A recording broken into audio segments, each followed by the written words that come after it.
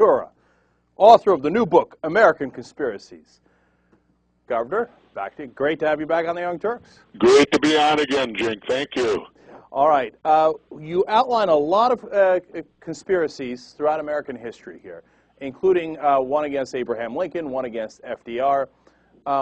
Have forces been working against our democracy throughout the history of this country? I think that there's been a lot of things that have gone on that have been certainly swept under the rug throughout the years, and certainly we're not taught these things in our history books at all. I found the amazing thing about the Abraham Lincoln murder was that, you know, I really didn't know that 8 other people had been tried, all convicted, and 4 of them sentenced to death, including the first woman in America. And I followed up on that by asking my nephew, who was 15, what he had learned in school, what he knew about Abraham Lincoln, and he said he just had it 2 weeks earlier. And again, all he knew about was John Wilkes Booth shooting him in the Ford Theater and getting chased down and killed in the farmhouse. And in fact, of course, it's much larger than that. Yeah, absolutely. I mean, there were 8 other people involved.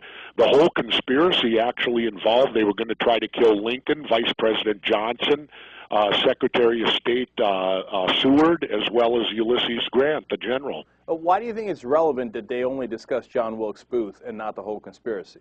I think it's relevant because it always sets us up that only one person ever does it, and that no one's ever involved. It's the old lone nut thing.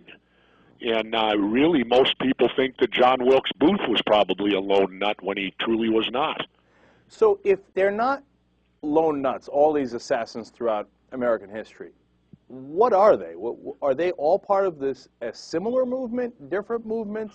Well, it's hard to say. You know, they all, the ones in the 60s all had a common denominator except the Kennedy murders. But if you look at Malcolm X, if you look at Martin Luther King, and if you look at John Lennon, all of them were under heavy CIA surveillance when they were killed. And I, being a former Navy SEAL, understand that before you do an op, you do plenty of surveillance and plenty of intel work to make sure it goes correctly. And the real only common denominator to the whole thing is the CIA. You think the CIA might have had Lennon killed?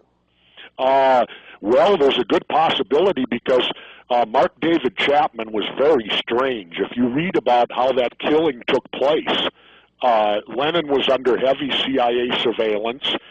Reagan had just won, and Lennon was making a huge comeback at the time, and they thought that he could galvanize the left because he was very liberal.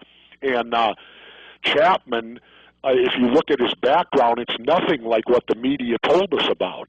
The media told us he was infatuated with the Beatles, infatuated with John Lennon, and that's why he killed him. That's not true at all. In fact, he could have cared less about the Beatles. His actual favorite musician was Todd Rundgren, and he hated guns. And yet the night he killed Lennon, he dropped into a professional shooting position, put 5 rounds in Lennon that a drill instructor would be proud of, and then his most strange behavior was when he was done. He had 3 opportunities to escape. He could have either ran into Central Park, he could have got onto the subway a block away and disappeared, or he could have just disappeared on the Manhattan streets. Instead, he backed up into the shadows, dropped the gun, pulled out J.D.